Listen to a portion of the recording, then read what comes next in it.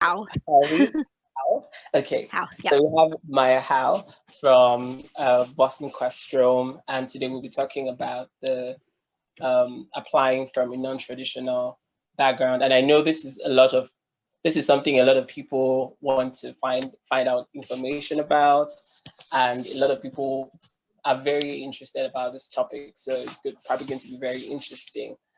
In the meantime, I would allow anyone who has anything to say in terms of expectation to please unmute. You can unmute yourself and introduce yourself, and you can ask your question or you can tell us what you're expecting from this webinar.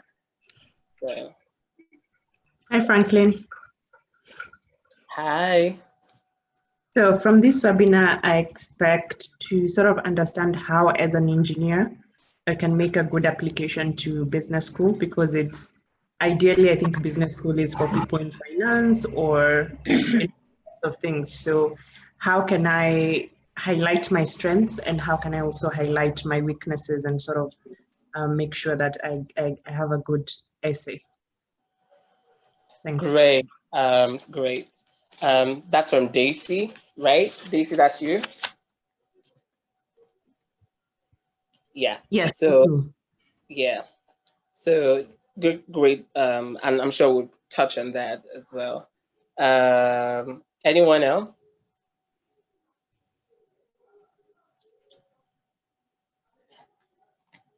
Okay. Whilst everyone is getting their minds together about the things they want to share, I'd also like to chime in, Maya, that also I am applying to the MBA program this year as a non-traditional applicant. So I think this webinar also is going to be very interesting for me as well. So, yeah, and we would start off at 8:05. That's in less than 2 minutes, and really allowing everyone to join up, because we have different people from different time zones, and yeah, and get to start then.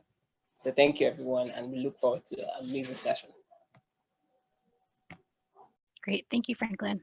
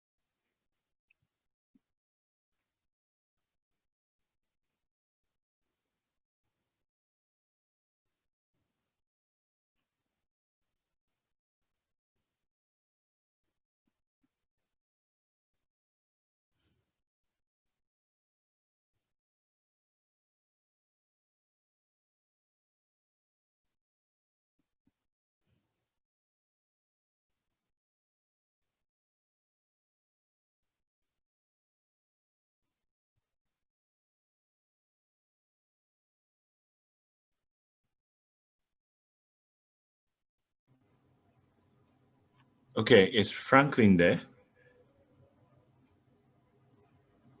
Yes, I was just about to start off at 8:05. Okay. Yeah. So good evening, everyone. Thank you for joining us, and thank you, Maya, for coming on the webinar today. In case you're just joining us, we have Maya Howe from Boston Questrom Business School, and we'll be talking about applying from a non-traditional background.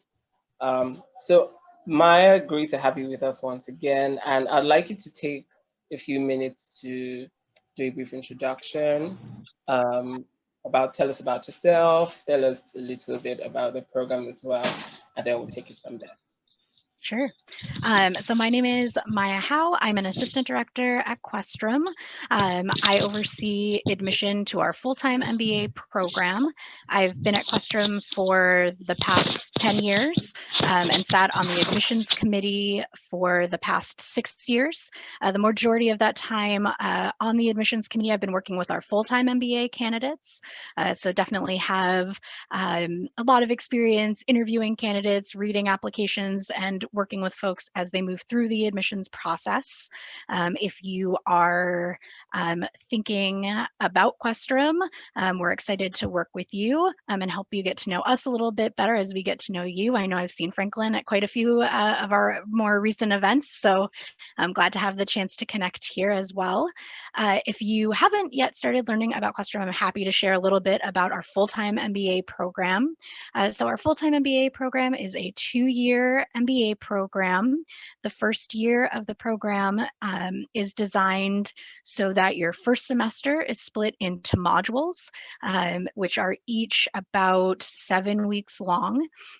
And in those modules, you'll take your first 6 core classes. So you'll be in a cohort of between 50 to 60 students taking those core classes. And then when you come back for the second semester, it goes back to a semester system. You'll continue to round out the core curriculum and also have the opportunity to start taking elective courses in that first year. The majority of our students do an internship between the first and second year of the program. And then in year 2, when you come back, you have complete control over your schedule. So it's really your opportunity to be able to tailor the elective coursework to your area of interest and career goals post-MBA. At Questrom, we don't have your standard MBA concentrations. We actually focus your elective coursework around what we call pathways, and those are groupings of elective courses that will best match with your post-MBA career goals. Ultimately, most folks are, if not everybody, is coming to the MBA to have some kind of career transition or transformation. And so we have decided to really focus that elective coursework on helping you best round out your skill set as you're looking for your first post-MBA role. So you'll see at Questrom, if you look at our website, instead of seeing like a marketing concentration, you may see, for example, the brand management pathway. What the pathways allow you to do is really take a more interdisciplinary approach to your career goals. So you can take classes across different departments and in different areas.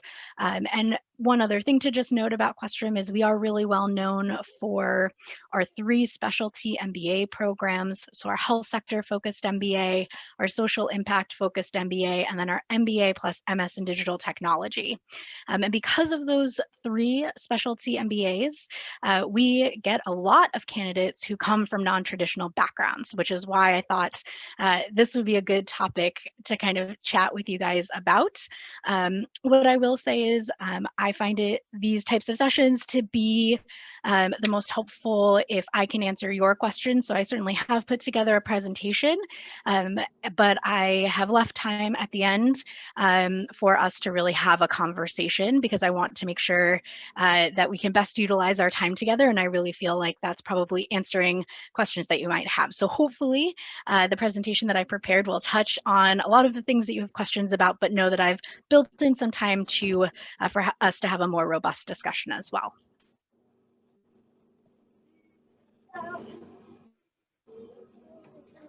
Thank you for that. Yes, so we have, this session has 2 sections where I'll ask you a few intro questions and then you take your presentation. Then we have the Q&A session where we get to ask questions. So that's great. I'd also like to talk a little bit about, tell you a little bit about me and what we are about. So and we are focused on increasing Africa's representation in top global MBA programs. And our vision is to build an economically and politically inclusive Africa. And we do this by helping young professionals, highly motivated, high-performing individuals to get into top programs, helping them leverage resource that is community. So we have a very tight-knit community of, we're well over 250. So that's like a very important milestone for us. And we have a lot of people from different backgrounds, from people who work in finance, people who work in the health sector, people who work in corporate, people who work in nonprofit. So we have a pretty diverse skill set. And we have members from other parts of Africa as well. So it's not just Nigeria. We have people from Kenya. Daisy, who asked the question, was from Kenya. We have people from other parts of Africa as well. So I know that this session is going to be amazing. Just speaking to you and getting to learn more about the Questrom program in general. So for everyone who is on this webinar who is yet a member of LAME to join us, we would drop the link as well. We have a link tree where you can access this podcast, admission tips, and then you can also join our community as well. So thank you, Maya, for your introduction and get started. So looking at the MBA, the MBA ecosystem in general, what do you say is the most vital part of a non-traditional applicant? Yeah, so I think when we are looking at candidates, regardless of if they come from a non-traditional background or a more traditional business background, the most important thing that we're really looking at is to really understand why you're interested in pursuing an MBA, how it really pulls together what you've been doing and what you hope to do after the MBA, and to really understand what you're hoping to do with this experience. An MBA is really a transformative 2 years of your life. And so we're really looking to get to know you and really understanding what it is that makes you excited about pursuing an MBA, and what you're excited about doing after the MBA. I think in particular for candidates who are coming from non-traditional backgrounds, what we're looking for is you to be able to articulate, why an MBA makes sense for you. Specifically, what skills are you hoping to strengthen through the MBA? What are the experiences that you're hoping to get? But also to understand what is your unique perspective? What are the unique experiences that you're bringing as someone who doesn't have a formal business education, who may be working in an industry where we don't typically get candidates from? What are the interesting, unique professional experiences, personal experiences that you've had that can really add to both the academic experience in our program, but also the greater MBA community at Questrom? Yeah, thank you. Now, my second question is, in the light of the whole admission process and the different parts that go into the admission process, how would you rate the essay, the MBA essay, and how can that be used effectively to communicate those transferable skills that you talked about in the first question? Yeah. I think, the essay is definitely your opportunity to introduce yourself and your interest in the MBA and your goals to an admissions committee.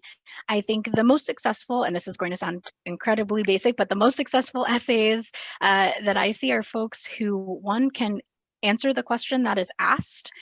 Many times we get essays where folks choose to write either, just a more personal statement that doesn't quite answer the question that's asked, or, take the essay as an opportunity to just regurgitate their professional work history. I think it's a kind of a combination of both, right? It's an opportunity to tell your story, to help us get to know you.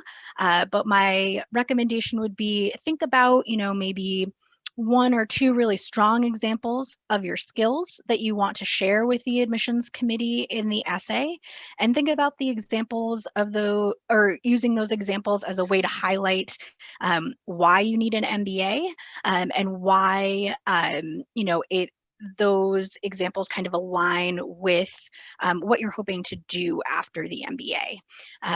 We'll have other pieces of your application to really understand kind of the work experience that you're bringing in to the program. So again, I wouldn't use the essay as an opportunity to really highlight all of your professional experience, but pick one or two things that you most want the admissions committee to see and know about you, and also knowing that you'll have the opportunity to share additional information in an interview setting.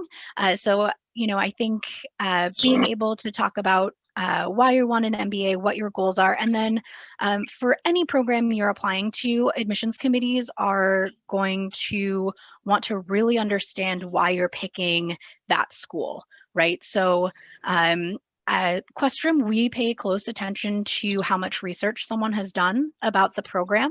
And, that doesn't mean, being able to regurgitate facts to us from the website, but really talking to us about, conversations you've had with community members, if you have attended events and things really stood out to you about the curriculum or the faculty or the experience that you might have if you come to Questrom. Those are things we're looking at in the essay.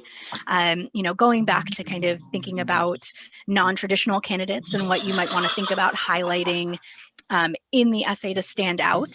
What I'm always looking for from someone who's coming from a non-traditional background is, what are the, again, unique kind of traits and experiences that you're going to be bringing to the community. We're really interested in having the most diverse class possible. And so we're really trying to understand that from your written essay and understand, really what makes you unique in coming to the program.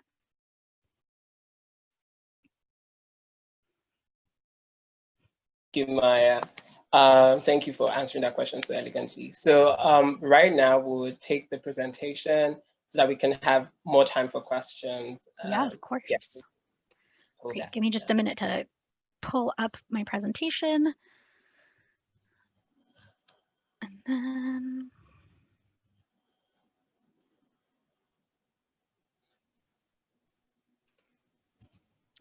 so we already did brief introductions, but if you missed my introduction, my name is Maya Howe. I'm an assistant director. I oversee admission to the full-time MBA program at Questrom. I've been at Questrom for 10 years at this point, and honestly, my favorite part of being in admissions and doing this job is really working with candidates like yourself through the admissions process and then getting to know you even better during your time at Questrom and beyond. So one thing I will say specifically to Questrom is our admissions committee really does want to connect with you during the admissions process. We want to get to know you. It's really important to us to get to know candidates and build strong relationships with them as they move through the process. We want to ensure that you have the best admissions experience possible, even if you don't decide to come to Questrom.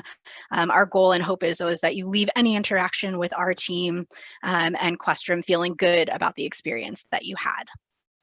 So I'll go back to the agenda slide.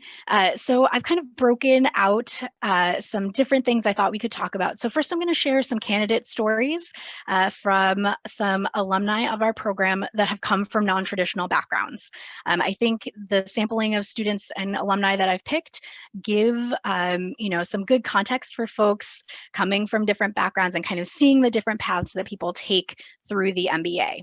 Then I figured I'd talk a little bit about what kind of constitutes a non-traditional background in the MBA admissions process and why it's an advantage in an MBA setting. And then talk a little bit about how we look at application files and how you can really position your background and story to an admissions committee. And then hopefully the information that I share here will generate a bunch of questions so we can have a more robust conversation. first two folks I want to highlight, Sharonda, who graduated in 2016. So prior to coming into the MBA, she worked in education, philanthropy, she did program management. Post MBA, Sharonda's been a very successful entrepreneur. She has she launched actually her Venture Cause EDU, which is a fintech platform during her second year at Questrom, and has continued to grow that post MBA. Blair Merlino, pre-MBA, was in the US Army in Special Forces and Operations. Post-MBA, he's been both a consultant and now is the Director of Operations in a tech venture incubator. Next, we have Adam. So if any of you joined us for some of our webinars this past week, you may have had the chance to hear from Adam. So he actually founded his own test and admissions prep company prior to coming to B School. His background is actually in engineering, but he did that for I think 4 years prior to coming to business school. Now post-business school, he just graduated last spring. He is now a consultant with a focus in energy, and that was his particular area of interest coming into the MBA, even though his background, professional work experience wasn't necessarily in that area. Maya Tatsuno is another grad of the program. So before coming to Questrom, she taught English in Japan, and she worked as a project specialist in healthcare. Post MBA, she has worked as a manager at PwC and is currently now at Google as a lead in product ops and strategy. And then Kristen here worked in the nonprofit sector prior to the MBA. Post MBA, she worked at IBM and is now currently a program manager at Google X. Mary Ellis, who is also a more recent grad, she worked as a buyer in retail pre-MBA.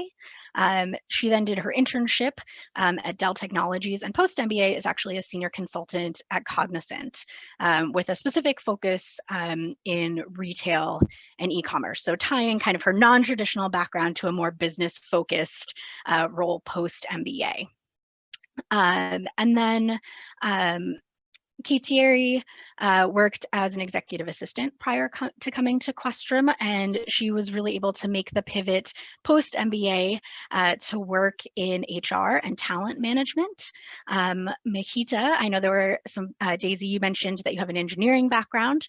Mahita came into the program with a biomedical engineering undergraduate degree and had several roles as a biomedical engineer prior to starting the MBA. Post-MBA, she is a senior associate at PwC. And then finally, Shravani, who graduated in 2018, again, another engineer. Post-MBA, she's a product owner at Visa. And then Natasha, she came into the program as a professional athlete. So she was an Olympic hopeful for the rowing team for the US. So she did that, and she also worked in education prior to coming to Questrom, and she is also a senior associate at PwC after the MBA. So those are just some examples of students that have come to Questrom from non-traditional backgrounds and have really been able to leverage the MBA and their experience at Questrom to make a successful career pivot into their area of interest after the MBA. So I thought it would be helpful to kind of talk about what we mean when we say non-traditional MBA background. So traditionally, MBA candidates come from business education backgrounds, so a BBA, a BSBA, or management degrees. They typically work in industries or functional areas like finance, accounting, marketing, or consulting. But the truth of the matter is a large portion of MBA candidates now come from non-traditional backgrounds, which means we are seeing an increase in folks coming from a variety of industries that aren't those kind of typical MBA backgrounds, which is great for us and great for you too, as you're thinking about your MBA. And the reason I think that MBA programs are really excited about this is because we really feel like there are more perspectives, the better, right? MBA programs want students with different experiences and backgrounds. The greater diversity in experience and backgrounds, the more students are going to get out of the classroom experience together. Also, the MBA experience is really about community and network, and the more diverse student population you have in the program, the more value you're going to get out of your experience as a student, and the more diverse network you'll have post-MBA that you're actually going to be a part of.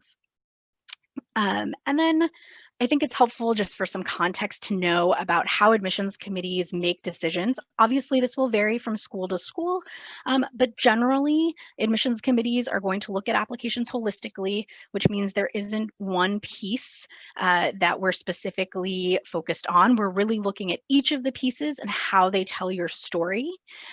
Decisions are made based on the competitiveness of the candidate pool at the time that you apply. So really being kind of cognizant about putting your strongest application forward at the time that you apply. And then the two, I think, biggest things that admissions committees are looking at are how much value are you going to receive from the MBA? Meaning, have you thought about why this is the right time for you to pursue an MBA and what you're hoping to get out of it? And how much value are you going to bring into this experience? Meaning, what are the experiences that you've had both professionally and personally that are going to help you contribute both in the classroom and academic setting, but also as a community member in the program that you join? So these are, I love to share this slide with folks because I think, as you're thinking about the different pieces of the application and really trying to understand what admissions committees are looking at, this is kind of a good breakdown of what each piece of the application helps admissions committees evaluate. Some of these are pretty straightforward, right? So if we're looking at academic ability, we'll be looking at your test scores and transcripts. If we're trying to understand your teamwork skills, we'll be looking at your resume or letter of recommendations, your essay, and the conversation that you have in your interview. If we're trying to assess communication skills, we can use the GMAT, we can use your resume, letters of recommendation, essays, and interview. Similarly, as we're looking at diversity, right? So I think this is one area that our candidates coming from non-traditional backgrounds really have the opportunity to shine in, because you have the opportunity to stand out and show us what is different about your candidacy than the typical candidates that may be applying to our programs. And you can see that we can see that in your transcripts based on what you may have studied in undergrad, your resume based on the type of experience that you might be bringing into the program, a letter of recommendation, so how your recommender chooses to speak about your contributions in a professional setting and the unique skills that you may be bringing to the program. And then again, your essay and interview, which really gives you as a candidate the opportunity to tell your story.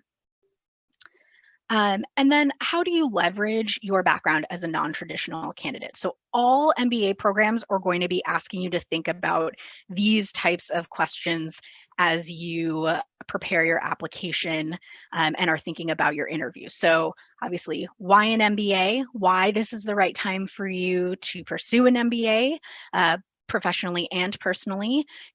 Admissions committees are going to really want to understand how an MBA is relevant to your current industry if you plan to stay or return to your current industry, or how it's relevant to your desired career path. Admissions committees are also going to want to understand, how has your path thus far prepared you to contribute in an MBA program? So if you're a non-traditional candidate, thinking really about the professional experience that you've had that is going to allow you to contribute at a high level in the classroom, and how that perspective may be different from the typical business school candidate that we see. And then finally, I think the biggest piece that admissions committees are really hoping to understand is what you want to get out of the MBA experience. You've obviously decided that an MBA is the right next step for you. There are many great programs you could be thinking about that can take you in a lot of different directions. I think one of the great things about an MBA is how versatile an MBA actually is. So you can do a lot of different things with it. So I think my recommendation always to folks, regardless if they come from a more traditional business background or a non-traditional business background, is to really think about what you're hoping to get out of the MBA experience, how it's going to help you grow both professionally and personally. And being able to really think about how you're going to articulate that to the admissions committee. So some recommendations I have about how to approach your application. So regardless of if you come from a non-traditional background or a traditional background, we're looking for candidates to be successful in the academic portion of the program. I think for non-traditional candidates, sometimes folks are worried about the fact that they may not have the same quantitative preparation or formal business training as their classmates coming into the program. So something to think about is thinking about how to best highlight your quantitative skills and academic preparedness for the program. So an easy way to do that is a strong GMAT or GRE scores. If you're someone who maybe had a less competitive undergraduate GPA, considering the opportunity to do some additional academic preparation, meaning thinking about different courses you could take to strengthen your academic profile for the admissions committee. The other advice I would have is really think about the ways in which you may use quantitative skills in your work. Those are appropriate things to highlight to the admissions committee as well. The biggest piece is really thinking about transferable skills and experiences. So using your resume and recommendations to highlight your professional experience and what those actual transferable skills are going to be, knowing that you're not coming from a traditional background. And then also using your essay and the interview to highlight your whys, meaning those questions I asked on the previous slide. So thinking really kind of comprehensively about how you want to use the application to tell your story, and using each piece of the application to perhaps highlight a different area or skill that the admissions committee can learn about you. I think the most effective applications are the ones that take the opportunity with each and every piece of the application to tell us something a little bit different about the candidate that can really build off of each kind of component and give us a well-rounded perspective of your candidacy and who you are. And then the final way I would suggest kind of approaching your application is to really know your story and practice telling it. So throughout the MBA application process, through, written essays, interviews, you're going to be asked to tell your story and to explain to the admissions committee why you're interested in pursuing the MBA, answering all of those why questions, even kind of in those informal conversations that you might have with alumni or students as you're learning more about programs. Those things will come up. But all of those are great, kind of those informal conversations are great ways to really practice telling your story, figuring out how you feel comfortable talking about your goals and your interests, and really tailoring that story so that as you're putting together your application, you've had some practice talking about your experience and about the insights that you really want to share with the admissions committee. I think, the other thing to remember is the application process is really just the beginning of telling your story in the MBA journey. You're going to also have to tell that story to potential employers as you apply for internships and then for your post-MBA job. So this is really just that kind of first step of pulling together your story.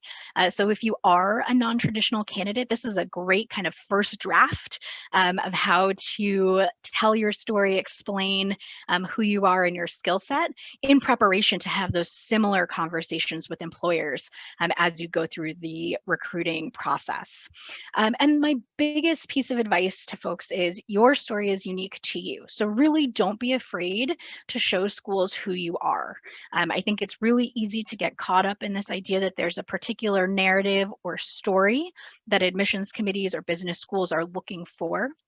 And that's not actually true. I think, there are many different reasons that folks choose to pursue an MBA, and there are many different paths you can take to the MBA and after the MBA. And so, schools really want candidates who are confident in who they are and the experience that they've had, and confident in what they're hoping to do after the MBA. And that doesn't have to be the same as the person who's sitting next to you. I'll say in particular for Questrom, no one Questrom student is the same. That's something that I really appreciate about our program. Our goal is really to support you in gaining the skills that you need to be successful in your career post MBA, but allowing you the flexibility and the freedom to really make the MBA experience what you need and want it to be. And so for that reason, that's why we really use the application as an opportunity to get to know you and understand your story, so we can best understand how we can support you in that journey. Our goal is not to kind of pull candidates in at the beginning of the program, put them in a mold, and have everybody come out the same at the end. This is a really transformative experience, both personally and professionally, in 2 years. And so giving folks really the flexibility to do that is something that we pay pretty close attention to at Questrom. And then just finally, I'd love to open it up to questions. I've put my email address here too, so that if there are questions you're not comfortable answering or asking in a larger group, you can always feel free to reach out to me. I'm always happy to connect with folks. I'll also put this in the chat box too, so that we don't have to keep the presentation open and can have a better face-to-face conversation as well. Thank you, Maya, for your amazing presentation. I particularly loved the way you detailed the whole application process for those people who probably didn't know about that. So thank you. Yeah, of course. Yeah. So if you have questions, we are now at the Q&A session, where if you have questions, you can drop them in the chat box. Or if you probably want to ask the question yourself, you can raise your hand and we will give you the opportunity to speak. So if you have any questions, drop them in the chat box or raise your hand. So in the meantime, Maya, I have a few questions. I know that Questrom has 3 MBA paths, the healthcare MBA, the social impact MBA, and, if you could touch a little bit on that for people who, are kind of wondering what those parts of what the applications then prepare them for, and the post-MBA switch. Yeah. Yeah, sure. So just to clarify, Questrom is known for those 3 specialty programs, but actually a large portion of our students are just doing a general MBA with a career pathway in things like finance or marketing, entrepreneurship, etc. But we do have those 3 specialty programs to really prepare students for careers either in the health sector, technology sector, or if you're doing the social impact program, either in the nonprofit sector or in the for-profit sector, working with a focus on social impact. So those 3 programs, in terms of the application process, it is identical to applying to just the general MBA, but we are looking at folks who apply to those programs to understand why you think that program is the best fit for you. So for example, with the health sector program, if we have folks applying to that who don't come from a healthcare background, that's okay. What we're interested in learning is, why you're interested in healthcare. Why are you excited about the opportunity to pursue an MBA and gain that skill set with a focus area in the health sector. So if, for example, you were a candidate pulling together an application for that program, highlighting either professional experience or personal experience that has led you to make that decision would be important. Yeah, thank you. I think I have a question here. Just give me a second to pull that up. Okay, so there's a question from Daisy, and it says, when asked to give advice to a younger self, what does the admission officer expect to read from the applicant? Interesting. That's a great question, and actually one I haven't gotten before. So I appreciate it, Daisy. I think, what we're looking for in that type of question would be to really ask candidates to be self-reflective, to think about past experiences that you've had and what you've learned from those experiences. I think, again, kind of maybe a successful way to approach a question like that would be to think about a specific example or a few specific examples and really highlight for the admissions committee what you learned from those experiences. Ultimately, in the essay, in the interview, and I would say in particular in the interview, the questions that we're asking are really for us to get a sense of what types of experiences you've had and how they've helped you grow professionally and personally.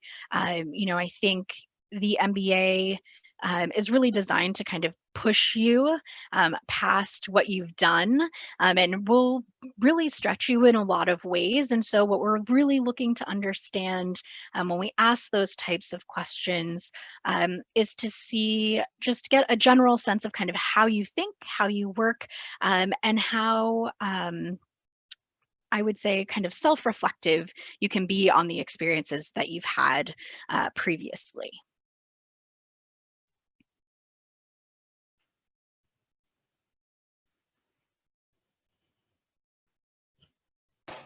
Okay. I have another question here that says, for the people who are applying to the Social Impact MBA and are looking for the dual program in digital technology, how best can they explain, or how best can they make a case for themselves in the application process? Yeah, sure. So I think, there are a few things you could talk about. Certainly, if you're thinking about the social impact program or the MSDT program or both, the admissions committee is really interested in why those two programs stand out to you, what about them makes you interested in applying to them. The other big thing that you'll want to think about is really connecting those two programs. They have pretty specific career outcomes, in particular the MSDT program. So understanding how those two programs connect with your specific post-MBA goals. The other thing I would say in particular for the MSDT program that's a little bit different from just the general MBA application in the health sector and social impact application is that the faculty and admissions committee do look closely at candidates who are interested in that program to understand what their interest in technology is and any kind of connection you have to the tech sector or that skill set, either from your professional experience or from an academic perspective. So if you are thinking about both of those programs, kind of taking the opportunity either in your resume or in your essay to really highlight those skills for us is helpful, in particular for the MSDT. And I would say for both the social impact program and the MSDT program, but applying to just the MBA program, to be really clear in what your goals are post MBA. Know that, for the purposes of the application, we're looking to really understand kind of a clear, well-articulated post MBA goal. It doesn't mean that we are going to hold you to that when you get to campus. You can always change your mind, but it's helpful for us to really understand how much thought and kind of what you're thinking about going into the MBA. And we can certainly tell when folks have done their research and really thought about kind of what path makes the most sense for them post MBA. Thank you, Maya.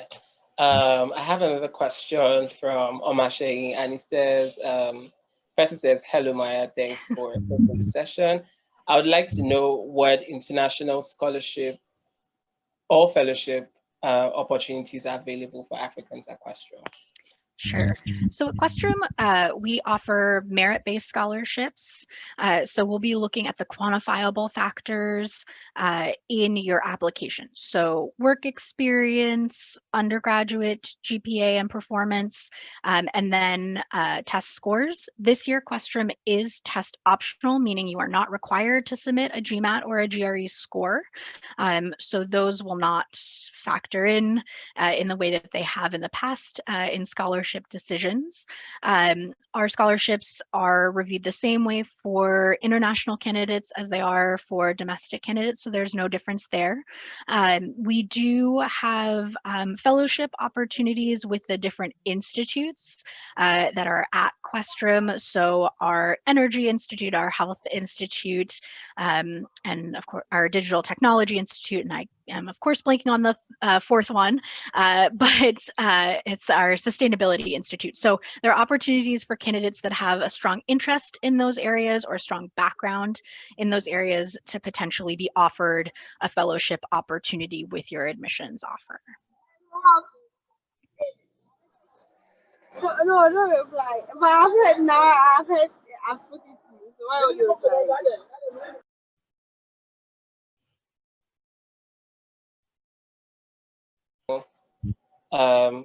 I saw your hand previously. I think that was Shegun. Shegun, do you have a question? If you'd like to meet. Okay. Hi, Maya. Thank you so much for the presentation. It's been super helpful. So I've been doing a lot of research and I'm seriously considering Boston Questrom. I'm very interested in the joint program, the MBA and MS Digital Technology. So I've been trying to do some research around the scholarship opportunities, and I know that the School of Business doesn't offer scholarship for joint programs. In your opinion, what would you advise would be the approach, to gaining scholarship opportunities if I were, if considering my direction? Yeah, of course. So if you're thinking about the MBA and MSDT program, that dual degree is housed completely in Questrom. So the scholarship that if you were to receive a scholarship from Questrom, it would cover the MBA portion of the degree, meaning that the only separate MSDT coursework that the scholarship would not cover would be the summer coursework between the first and second year. If you are looking at a dual degree outside of Questrom, the way that works is that for the majority of our dual degrees, Questrom is the home school, meaning you would receive scholarship from Questrom to cover to help with the cost of tuition for your time in the dual degree program. If you were to complete that dual degree in the 2 years that you were doing your MBA coursework, your scholarship would be applicable for the 2 years of the program. We do offer summer scholarships for candidates to the MSDT program, so we will evaluate candidates for those at the same time that we're doing general scholarship consideration. So you would get both your scholarship decision for the MBA portion and for the MSDT portion with your admissions offer. And we don't have a separate scholarship application. So what we're looking at really is the application that you submit to us for admission. Sorry, I was muted. Thank you. Yeah, of course. I'll save my other question until later. Okay, all right. So I see another hand up. That's Miriam Al-Hassan. So Miriam, if you would like to unmute yourself. Oh, thank you. Good evening, Maya. Thank you so much for your presentation. I just wanted to ask, it's more of a non-traditional question. My plans for getting an MBA started when I was really young. Mm-hmm. And growing up, I kind of looked through my experience and I realized that the MBA is still very relevant. But now I'm at a point where I'm starting to consider post-MBA. And I was given an opportunity recently to think up of a new product in the healthcare line for a consulting company. So I wanted to know how would if I were presently in the MBA program focused on the health sector, how does that help me be able to be more innovative? Because I've looked around and the products I'm seeing now seem to be overworked. Everybody's into project consulting, project management. And I'm thinking, how would an MBA in health at Questrom help me be able to innovate my own idea and get something that will be much, newer or fresher in the health sector? Thank you. Yeah, of course. That's a great question. I think, what the health sector program at Questrom is going to do is that it will give you the opportunity to really think about business skills and management skills in the context of the health sector.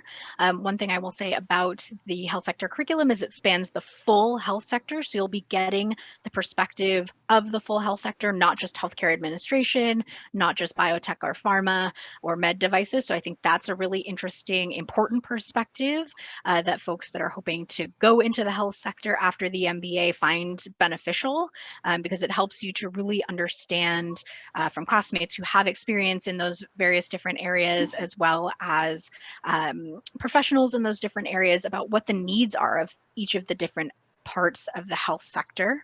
In terms of how this could support you in being more innovative and kind of product design and at post MBA, I think really the function of an MBA is to give you the skill set to be able to move ideas forward. So I think at Questrom, the health sector program, again, is all encompassing of the full health sector. So you can really tailor the coursework to what you're specifically interested in healthcare, meaning you could pick electives that are focused in healthcare innovation. Those classes would give you the opportunity to be studying cases, to work with outside companies in the Boston area. One of the benefits of being in Boston is that it is a hub for healthcare and a hub for technology. So we have a lot of students who are looking post MBA from the health sector program to be in that intersection of healthcare and technology and product design. We've had quite a few students who go into wearable medical devices post MBA. So I think you have those resources, and then also at Questrom, we have a very large university-wide initiative for entrepreneurship and innovation. So it's called Innovate at BU. The hub of that activity is actually our innovation space called Innovate at BU. It's open to all BU students, faculty, staff, and alumni. So it's a great way to kind of get out of the business school and really interact with folks who have different experience and different ideas and perspectives. So if you are looking at creating innovation, having diverse perspectives and folks who can kind of bring alternative skill sets can be really beneficial too. So it provides not only the networking opportunities to meet folks and kind of, if you already have an idea in mind, move that idea forward. If you're looking to work on projects with different innovators, it gives you that opportunity. So I think what is really cool about the Innovate space at BU2 is they are really active and engaged in the greater Boston community, specifically in the entrepreneurship community, but it brings a lot of really interesting guest speakers and opportunities to really hear from seasoned entrepreneurs and thought leaders in these spaces that can really help you kind of push your ideas and your understanding forward. Thank you so much. That was very insightful. Thank you so much. Yeah, of course. Yeah, thanks, Maya. Now I have another question from Chinyere, and that says, are there opportunities for assistantships, maybe research or teaching assistant opportunities? Yeah, so we don't typically have research assistantships at Questrom because the MBA is a more professionally focused degree. So our students are not conducting research, and we have a separate PhD program. And so those are the students who are typically working with faculty on research. However, if research is something that is of interest to you, you could certainly work with a faculty member on the research that they're doing, or find alternative research projects through the different institutes through the university and Questrom. In terms of teaching assistant opportunities, there are definitely those opportunities for students. Typically, they go to our second year MBA students because they've already gone through the MBA coursework. So they come back as TAs for those core classes for the first year MBA students and students in our part-time MBA program. If you are coming into the program with a significant background in an academic area, you may have the opportunity to TA classes as a first year student. You also can TA outside of Questrom. So I definitely know folks who have come in with like a strong background in engineering or economics who have been able to be teaching assistants for undergraduate level courses in economics and engineering. So that's another opportunity that would be available to you. Those opportunities you can apply for at the beginning of the semester. They typically don't hire folks prior to that, just so that folks have an equal opportunity to apply for those positions. And then also in the past, it's not a teaching assistantship or research role, but we have had folks who have been residential advisors for grad students. So if that's a way to have your BU housing paid for and also get a stipend to do that as well. So we've had folks who have chosen to take that route too, if that's something that you might be interested in as well. Thanks, Maya. Ayodiji's hand is up. So Ayodiji, if you'd like to unmute yourself. Hi, Maya. So I just want to ask two questions. So from your 10 years of experience, what common traits do your MBA grads tend to share that you've noticed? And another question would be, how is this program or the MBA program in BU growing or changing in the next year or in the next 3 to 5 years? Yeah, great questions. So I think, as I said, there's no one type of Questrom student, but I think the trait that our students all have is that they are really passionate and driven about the thing that is bringing them to business school, and they bring that passion and drive to our community.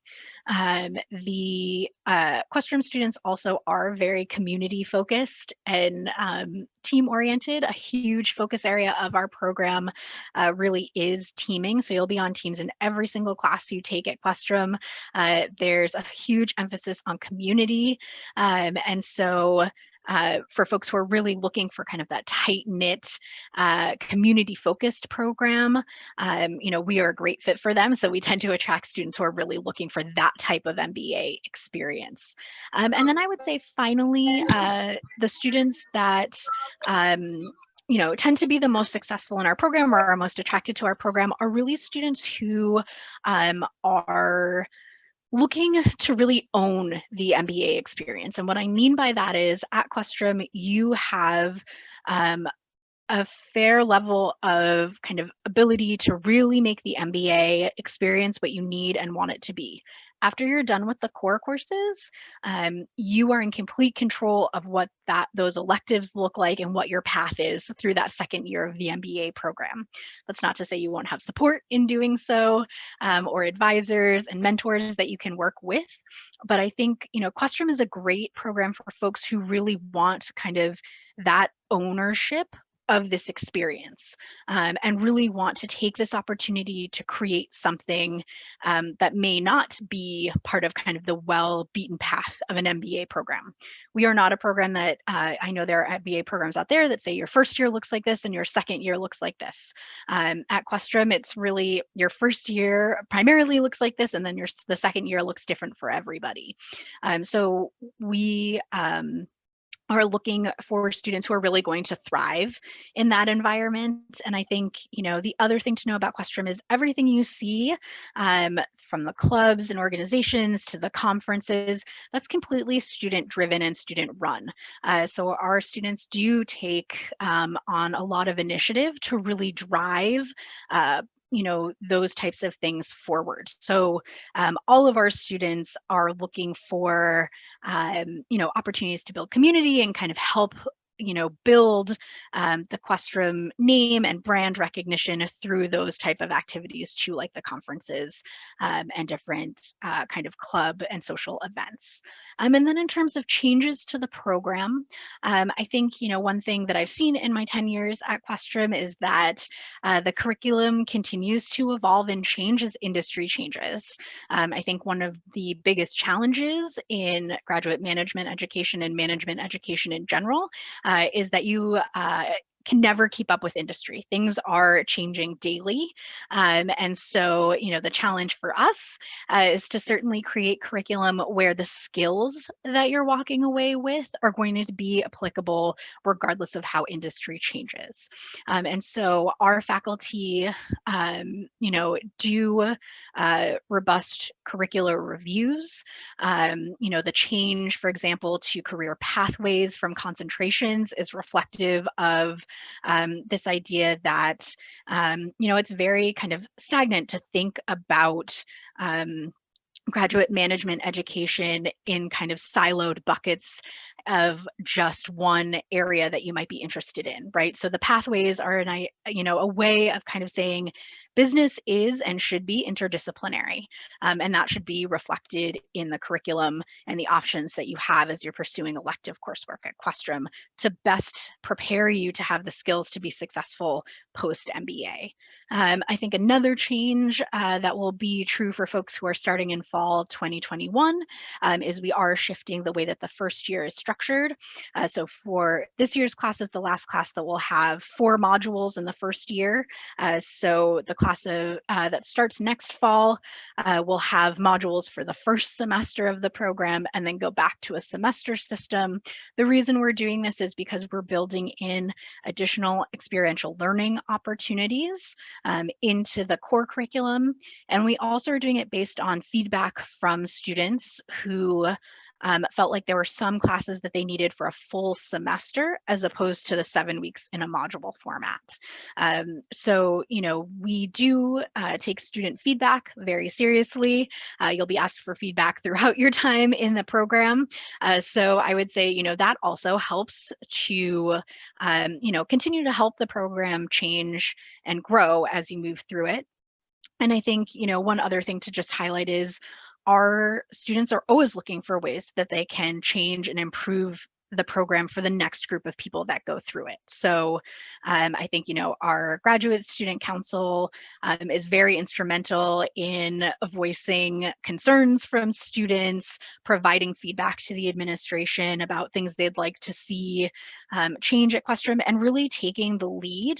Our student leaders really do take the initiative to move things forward as they see that change needs to be made at Questrom.